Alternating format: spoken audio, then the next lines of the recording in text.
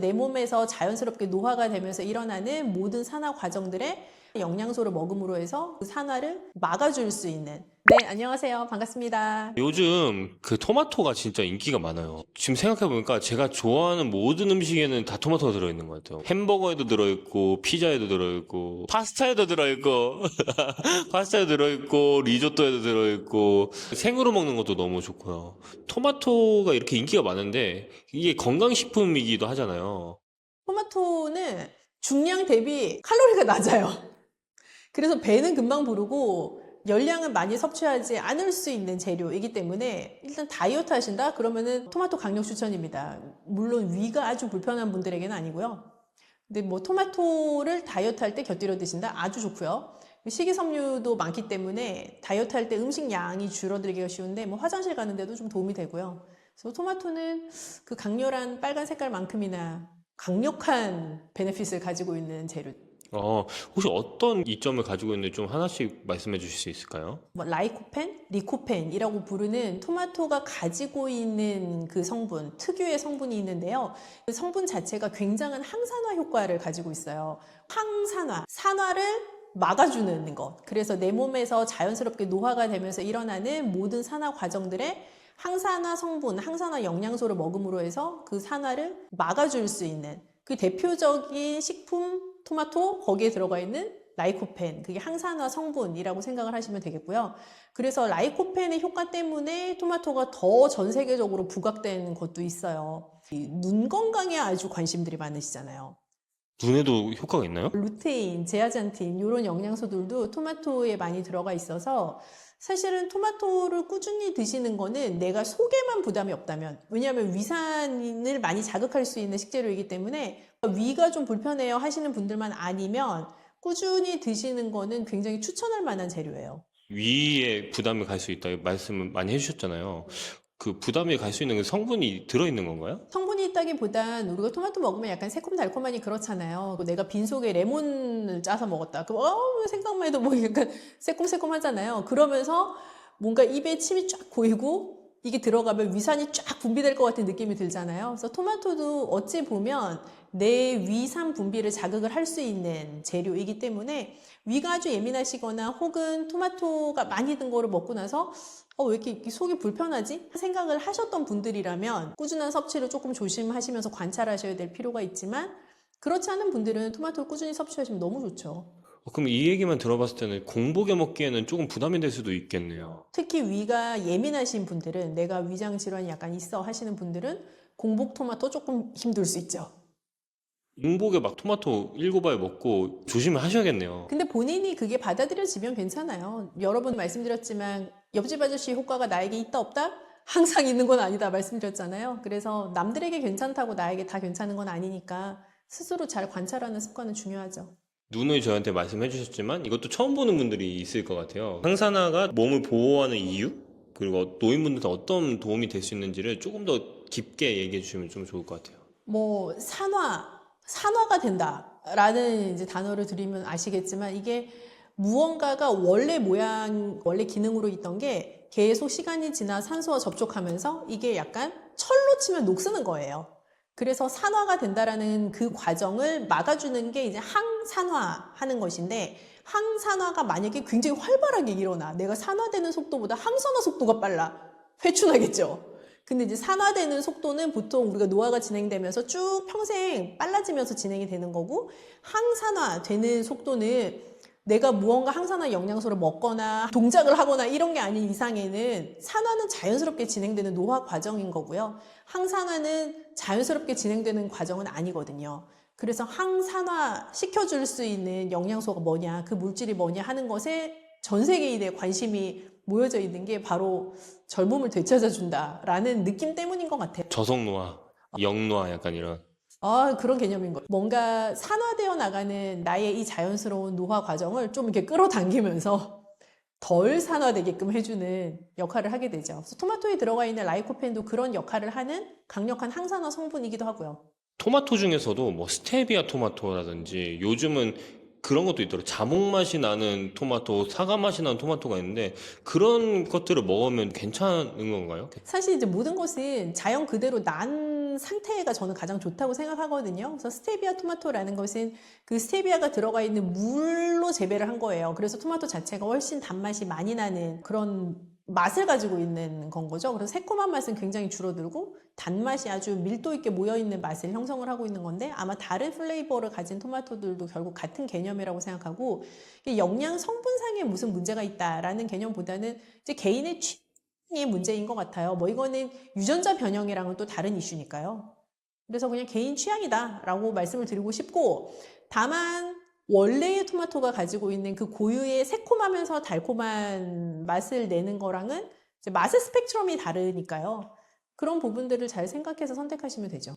그러니까 일반인 같은 경우는 그 맛이 좀 다르거나 그러면은 이게 유전자 변형이 아닌가 좀 생각을 하는 경우도 있는 것 같아요. 방금 말씀하신 것처럼 스테비아나 이런 애들은 유전자 변형이 아니라 네, 재배 기술인 거죠, 어떻게 보면. 네. 그 토마토를 이렇게 맛있게 먹는 방법, 죽처럼 먹는 방법이 될 수 있을 것 같은데. 토마토를 맛있게 먹는다라는 개념도 중요하지만 정말 알차게 먹을 수 있는 건 익혀 먹는 거예요. 토마토에 들어가 있는 좋은 성분을 내 몸이 최대한 흡수하게끔 하려면 토마토를 열을 가해서 조리된 토마토를 먹는 것이 훨씬 생토마토보다는 영양소를 많이 흡수할 수 있게 돼요. 그래서 익혀서 먹되 조금의 기름을 가하면 더 많은 영양소를 흡수를 할 수가 있어요. 그래서 토마토에 들어가 있는 성분들은 지용성, 그러니까 기름에 녹는 성분의 영양소가 많기 때문에 기름을 살짝 넣어서 익힌다라는 개념으로 생각해 보면 우리가 이탈리안 요리에서 쓰이는 뭐 토마토 소스 같은 것들도 올리브유랑 토마토를 적절하게 배합해서 끓여서 익혀낸 소스에 해당하기 때문에 뭐 사실은 가장 이상적인 형태겠죠. 근데 그거를 우리가 매일 주식으로 먹기에는 좀 애매할 수가 있잖아요. 그래서 토마토 죽처럼 활용해 보시는 것도 굉장히 좋은 방법이다라는 생각이 드는데요. 뭐 토마토 소스 끓이듯이 토마토 자체를 익혀내는 방법이기도 하고 올리브유 같은 거를 추가해서 조금 더 고소한 맛이나 좋은 기름의 영양 성분을 추가할 수 있기도 하고요. 또 갈아낸 쌀과 같이 끓일 수도 있기 때문에 우리가 좀 쌀을 먹고 나면 아무래도 무언가 좀 먹었다는 느낌이 들잖아요. 한국 사람들은요. 그래서 좋은 또 밸런스를 가지고 있는 아주 신선한 메뉴죠. 토마토 죽. 방금 말씀해 주신 것처럼 뭐 토마토와 올리브유를 같이 합치고 쌀을 갈아가지고 죽으로 먹는다라고 말씀하셨는데 뭐 그렇게 하는 방법으로 드시는 분들은 많을 것 같은데 어떤 비율로 어떤 배합으로 이렇게 하는지를 궁금해할 수도 있을 것 같아요. 맞아요. 이게 익혀서 드시라고 하니까 이런 분이 계셨어요, 예전에. 아, 익혀서 먹어? 막 곰탕 끓이듯이 확 고아내는 거지, 토마토를. 근데 그런 맛이 하나도 없어요, 토마토는. 토마토를 익힌다 하면 토마토의 열을 살짝 가해서 얘가 따뜻한 정도가 되게 만든다라는 의미인 거지. 이거를 뭐 고아내라 이런 의미라기보다는요. 그래서 토마토 죽을 끓일 때에도 이 토마토의 원래 새콤달콤한 맛을 좀 유지를 하려면 토마토를 넣고만 우아하고 오래 끓이는 느낌이 아니라 가볍게 토마토 죽의 형태를 만들어낸다라고 생각하시면 조금 더 신선한 맛을 느끼실 수 있을 것 같아요. 근데 뭐 개인 취향이긴 한데 나는 푹 끓인 게 좋다. 뭐 그래도 안 될 건 없어요. 그렇지만 조금 더 신선한 느낌의 토마토 죽이 좀 별미가 아닐까 하는 생각이 들어요. 새콤 달콤한 맛도 좀 살아나고 약간 토마토 리조또 같은 느낌인데 거기에서 치즈 빠진 느낌? 네, 새콤달콤 따뜻한 그런 느낌이 될 수 있겠네요. 올리브유를 추천하시나요? 올리브유가 토마토랑은 좀 전통적으로 궁합이 맛의 궁합이나 뭐 영양소 궁합이 좋죠. 상상해 보시면 토마토의 들기름은 약간 어색하잖아요. 쌀 그리고 올리브유, 토마토 또 추천하는 재료가 있을까요? 만약에 더 향긋하게 먹고 싶다. 이색적인 맛을 느끼고 싶다. 바질, 파슬리 이런 류의 외국 향신료 아주 추천이고요.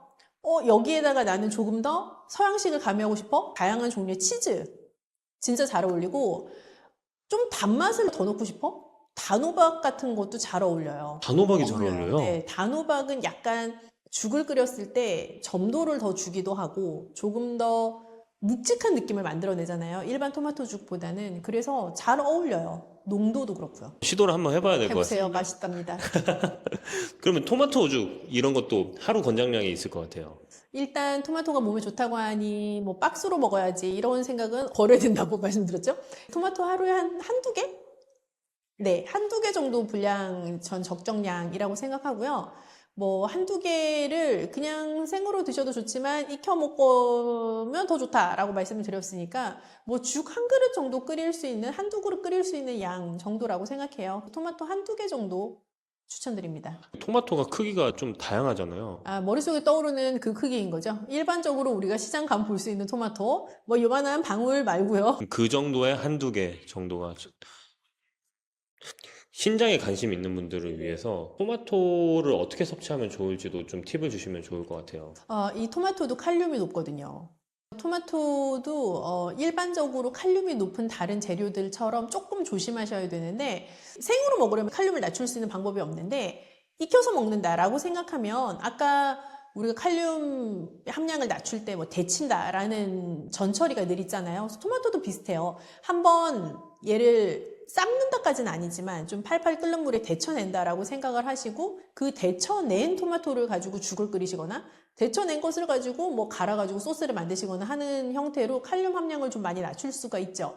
근데 식이섬유 함량이 워낙 높은 재료이기 때문에 뭐 배변 활동이 좀 힘드시거나 변비를 해결해야 되거나 하는 문제를 가지고 계시다면 여전히 좋은 재료인 건 맞아요. 물에 들어갔다 나오는 게 다 좋다는 네. 말씀인가요? 칼륨 자체가 수용성 영양소이기 때문에 물에 장시간 담그어 놓거나 혹은 뜨거운 물에 데치거나 삶아냈을 때 그 원재료가 가지고 있는 칼륨 함량이 현저하게 낮아지게 돼요.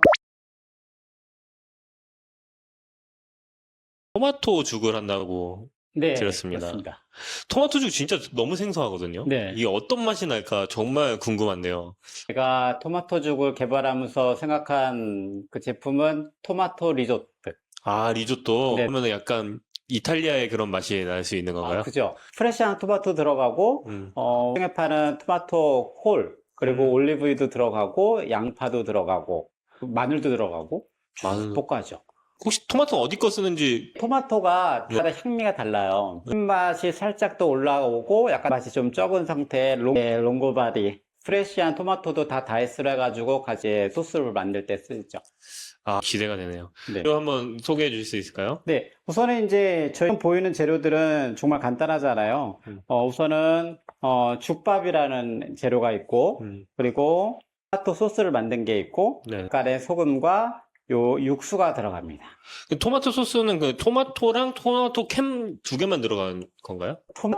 토마토 홀이라 다지기도 하고 믹서에 갈기도 하고, 보통은 양식 같은 경우는 이런 소스를 만든다고 하면 양파를 쭉 볶아주거든요. 양파랑 마늘이랑 올리브 오일을 쭉 계속 볶아줘요. 그래서 양파가 좀 이렇게 단맛이 날 정도로 투명하게 볶아진 상태에서 토마토 다진 형태의 걸 넣고 그리고 육수도 조금 더 들어가기도 하거든요. 진짜 리조또 느낌이 바로 나네요. 그 리조또 같은 경우는 해산물, 바지락, 네. 바지락 맞나 그게? 봉골레?